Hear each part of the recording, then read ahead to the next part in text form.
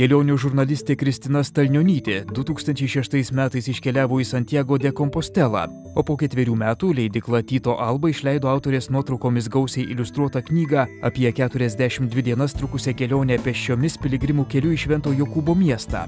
Kokios legendos lydimi per pastaruosius 10 amžių šiuo keliu keliavo milijonai piligrimų. Viskas prasidėjo nuo to, kad 9 amžiuje pagal legendą atsiskyrėlis Pelajus Ispanijoje, ten Galisijoje, kur dabar stovi Santiago de Compostela, vieną naktį pamatė regėjimą, pamatė žvaigždes, kurios jį kažkur tai lyg tai vedė. Ir jisai ėmė sekti tomis žvaigždėmis ir jos jį atvedė prie Jokūbo kapo. Ir jis ten iš tikrųjų rado palaikus ir pakvietė vyskupą Teodomirą. Ir tas vyskupas Teodomiras patvirtino, kad tai palaiko Jokūbo. Dabar kodėl tai yra Jokūbo?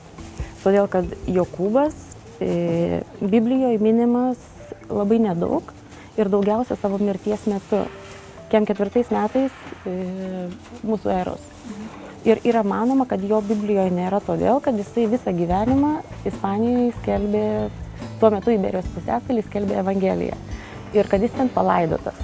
Taip yra manoma. Ir kadangi atrado tada tuos palaikus ir tokiu mistiniu būdu, jie buvo priskirti Šventam Jokūbui. Ir Teodomiras paskelbė visam pasauliui.